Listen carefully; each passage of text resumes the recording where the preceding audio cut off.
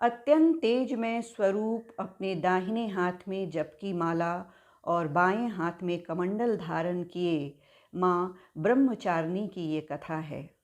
माँ ब्रह्मचारिणी ने अपने पूर्व जन्म में राजा हिमालय के घर में पुत्री रूप में जन्म लिया।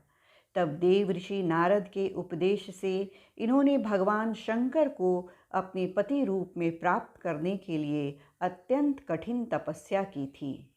इस दुष्कर तपस्या के कारण इन्हें ब्रह्मचारिणी नाम से जाना गया।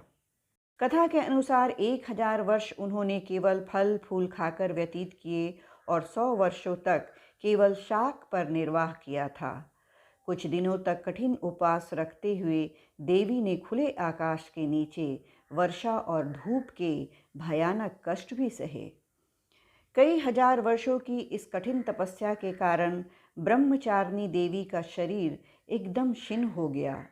उनकी यह दशा देखकर उनकी माता मैना अत्यंत दुखी हुई और उन्होंने उन्हें इस कठिन तपस्या से विरक्त करने के लिए आवाज़ दी, उमा। तब से देवी ब्रह्मचारिणी का एक नाम उमा भी पड़ गया। उनकी इस तपस्या से तीनों लोकों में हाहाकार मच गया।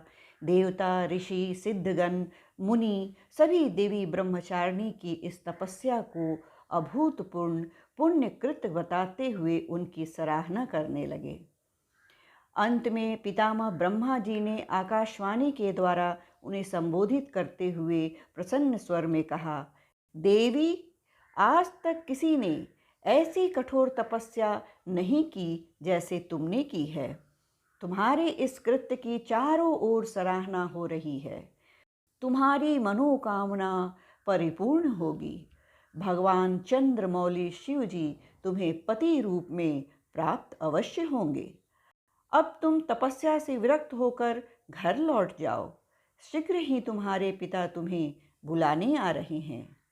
इसके बाद माता घर लौट आईं और कुछ दिनों बाद ब्रह्मा के कथनी के अनुसार उनका विवाह महादेव शिव के साथ हो गया। देवी ब्रह्मचारिणी की पूजा का विधान इस प्रकार है।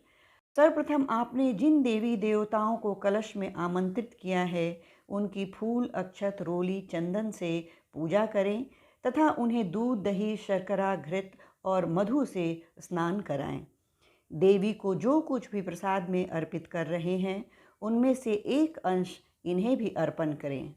प्रसाद के पश्चात आचमन और फिर पान सुपारी भेंट कर इनकी प्रदक्षिणा करें। कलश देवता की पूजा के पश्चात इसी प्रकार नवग्रह, नगर देवता, ग्राम देवता की पूजा करें। इनकी पूजा के पश्चात माता ब्रह्मचारिणी की पूजा करें। देवी की पूजा करते समय सबसे पहले हाथों में एक फूल लेकर प्रार्थना करें। इसके पश्चात देवी को पंचामृत स्नान कराएं और फिर भांति भांति से फूल, अक्षत, कुमकुम, सिंदूर अर्पित करें। देवी को लाल फूल काफ़ी पसंद है। घी और कपूर मिलाकर देवी की आरती करें। अंत में क्षमा प्रार्थना करें। ये थी माँ ब्रह्मचारिणी की कथा। जय माता दी।